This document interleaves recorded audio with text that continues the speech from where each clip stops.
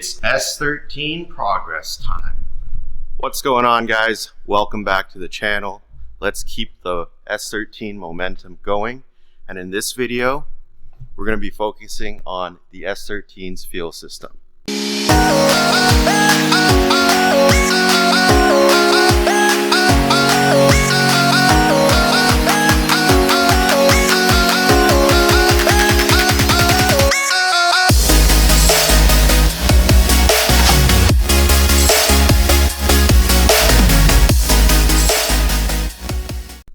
So this car, I mainly want it to be a fun street car that I can occasionally drift or take lapping. And I want it to have the ability to run E85 if I want to, for that extra spice. But in order for us to do that, there's a few things we need to address in the S13's fuel system.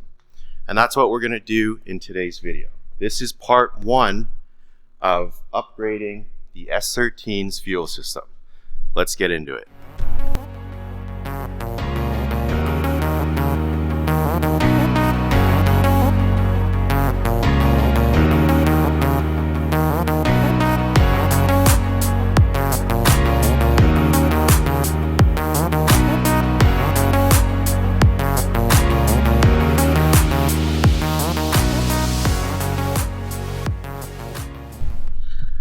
So we'll be installing a DeechWorks fuel filter in the engine bay, along with a Link ECU ethanol content sensor.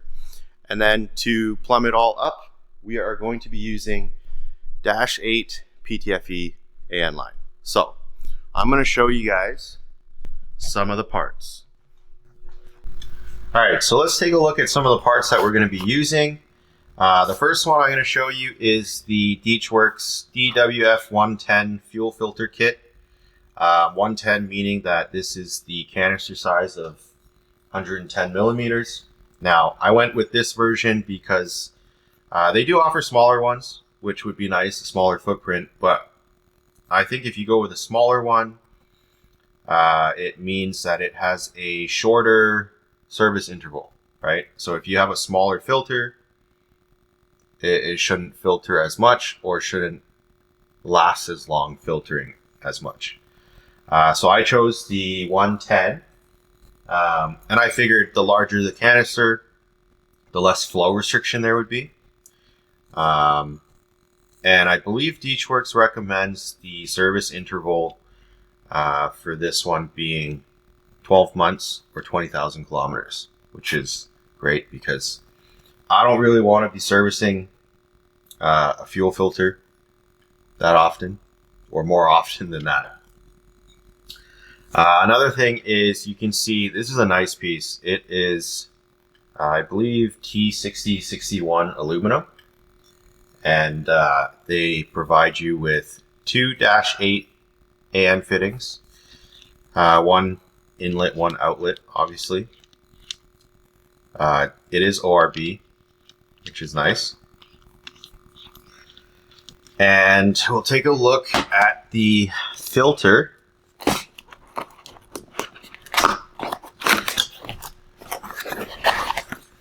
So this is the filter. It is, as you can see, 10 micron. It is made of stainless steel. I think they have a 100 micron filter as well, but for my application, I think 10 micron is fine. Technically, your fuel should be filtered at the fuel pump, which is what you'd normally use, I think, a 100 micron filter for. And then this is just fuel. This is just filtering the fuel that's going to go from the pump to the fuel rail. The nice thing about this is you can pull this out and clean it with solvent, or maybe I'll buy one of those ultrasonic parts cleaners from Amazon, throw it in there, clean it, and then pop it back in. But like I said, that'll be after a year of running the car. So the S13 is going to be running a Link ECU. So obviously I went with the ethanol content sensor from Link. This is exactly what it sounds like. It is just a sensor that reads the ethanol content in your fuel. Another interesting thing is this also has the ability to read fuel temperature. So let's take a look at what it comes with.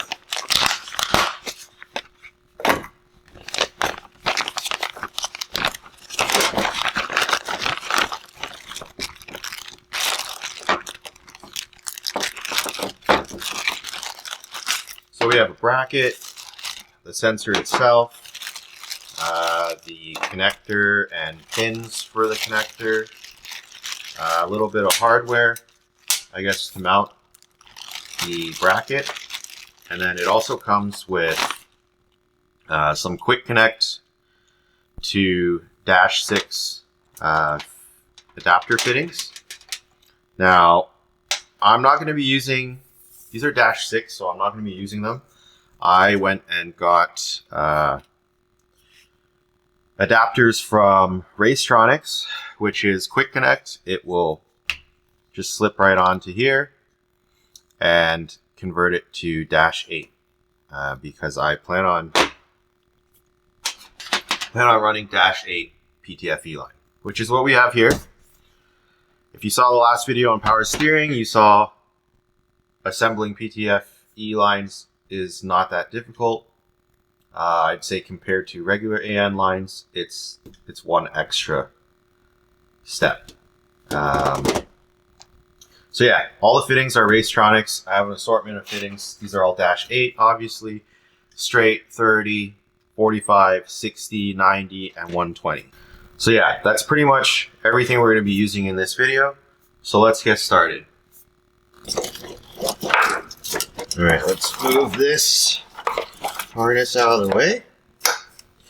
Okay, so since the fuel hard lines run down the passenger side of the S13, I figured that somewhere around the passenger frame rail or strut tower area seems like a good place.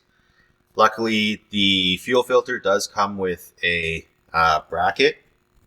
Now, let's see if we can use this bracket with little to no modification. Once we get it mounted, the fuel filter is going to run in line with the fuel feed line. So, like I said previously, that is so that it can filter any fuel before it enters the fuel rail, which then feeds the injectors. So, let's see if I can maybe riv nut this on the frame rail, or if I'm going to have to make a bracket somehow to mount this. So I don't think I'm going to be able to use this bracket as is, at least not for the way I want to do it. I think I've seen people just self-tap it into places, but I don't really want to do that. I don't really want to install riv nut inserts either unless I really have to. So I'm kind of looking at the mounting for the cross member, and I'm wondering if I could make a bracket that'll sandwich in between this, that'll allow the fuel filter to mount to this. So let's pull this out and see if I can make up a bracket to mount the fuel filter.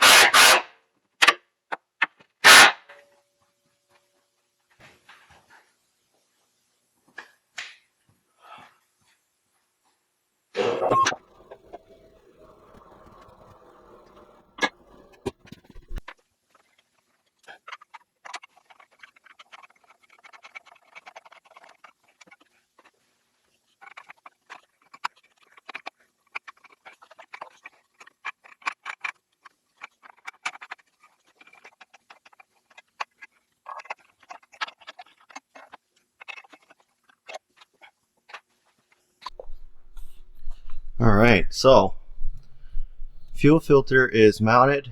All I really did was make up a little bracket out of aluminum that, like I said, sandwiches in between the mounting studs of the cross member, and it raises up a little bit so that I could get some riv nuts in the bracket, and then the fuel filter just bolts to it. So now that we have this bracket figured out and it's mounted here, we can take off the fuel filter, and I'm actually going to assemble it with the element inside and the spring. So let's do that. So I already took off the ends of the housing, and I took out the spring, and there is an O-ring that was inside. So the way I have this in the car, fuel is going to flow in through the right side, and then it's going to flow out through the left side. So we actually need to tighten this side up.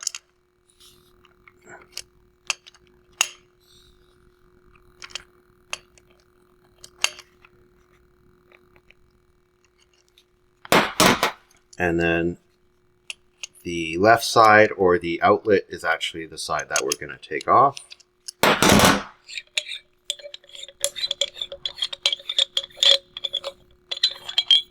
So now that we have it off, we can take our spring. Okay, so we can take our spring, and basically both ends are the same. So the spring sits inside on the seat here, and you're going to want the smaller end of the spring facing the outward flow of fuel. So it's going to face the outlet side. So we're actually going to just put the spring inside on the seat, and then we can take our fuel filter, or the fuel filter element, and the smaller end of the spring is going to sit right on this part. Okay. And just like that, we're almost ready. The last thing is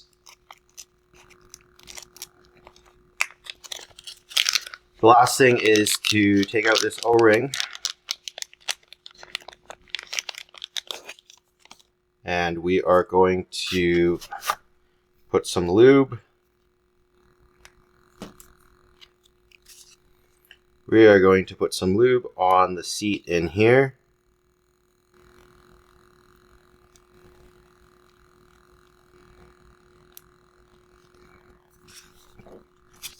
And then we can place the O-ring in the seat.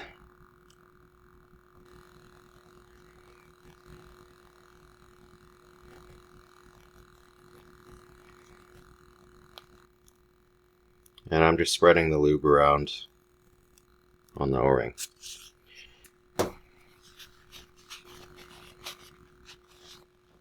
Okay.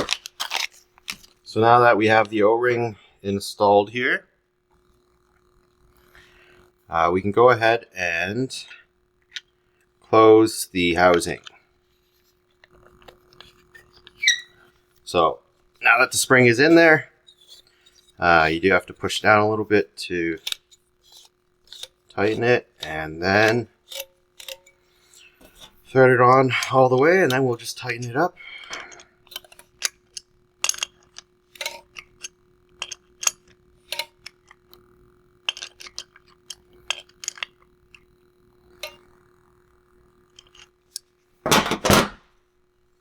There we go. Now we can install our dash 8 ORB. I'm not sure if you're supposed to, but might as well just put a little bit of lube on this guy.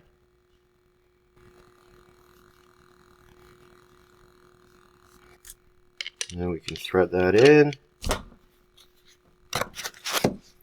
Do the same thing on the other fitting.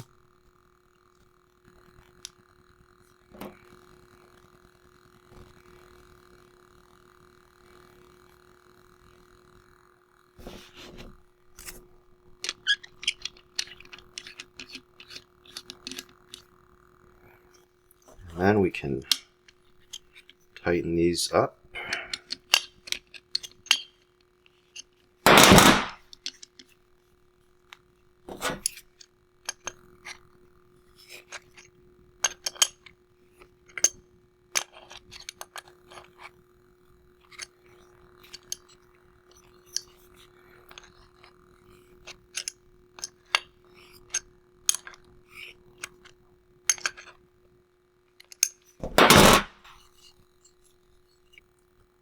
So now that we've got the filter element installed with the spring and the two -8 ORB fittings on the ends, that means our fuel filter kit is fully assembled and we can do the final install in the engine bay.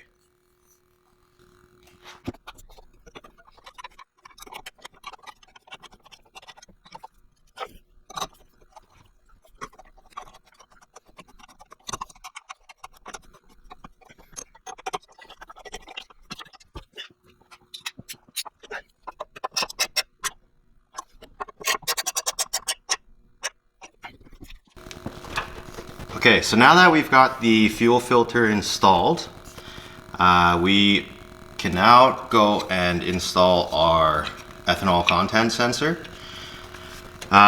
So, like I showed at the beginning of the video, it does come with a bracket that the sensor clips into, which has 4 holes inside of it, but I'm not sure where I can put that. Another interesting thing is it has this little holder here. I'm not really sure what this is for, but I do have this AC line here, and the OEM holder plastic clip broke, so I put this P-clamp here. But it would be nice if I could somehow maybe mount the sensor here and use this to hold on to this line. So I'm going to take this off and try and figure out what's the best way of mounting this.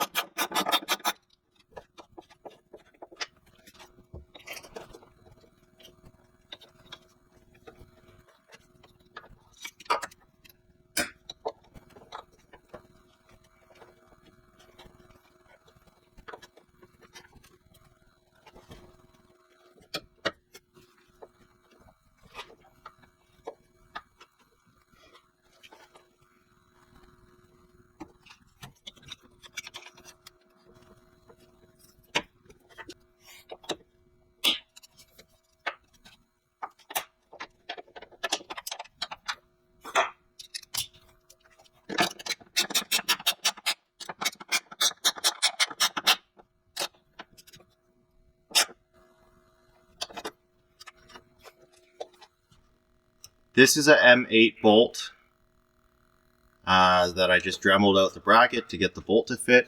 And now we've got the bracket mounted on the strut tower pretty securely.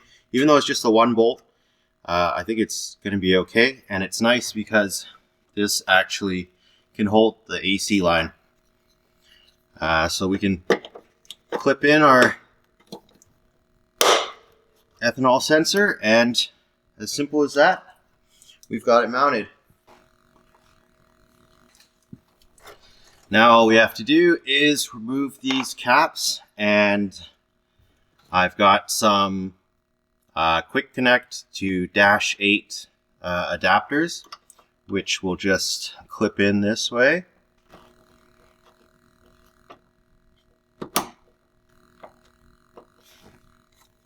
And then I will put the other one on this end.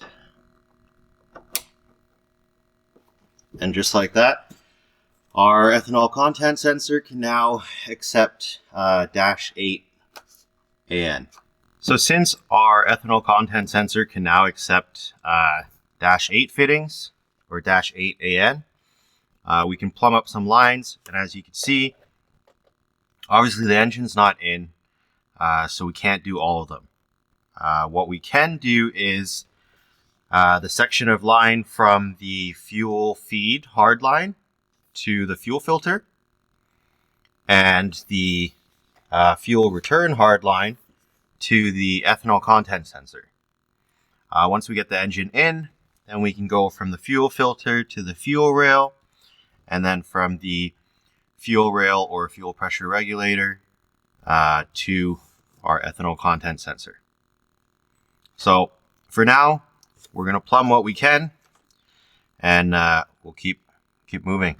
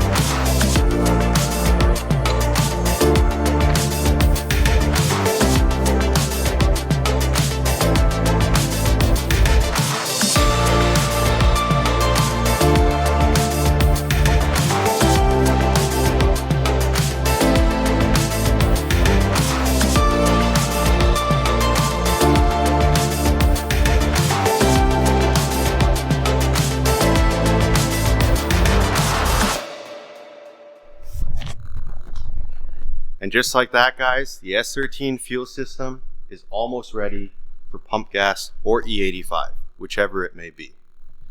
But that's pretty much going to be it for this video. This was only the first video in a two-part series of upgrading the S13 fuel system. So hopefully you guys enjoyed this video. Maybe you found it interesting or helpful. If you did, click that like button. And if you're not subscribed yet, please click the subscribe button. It would really help me out because I'm trying to get to 500 subscribers, trying to keep uploading videos, stay motivated as I try to finish this car. And yeah, if you guys enjoyed this video, make sure you stay tuned for the next one, because it's going to be part 2 of the S13 fuel system upgrade. And as always, thanks for watching, and I'll see you guys in the next one.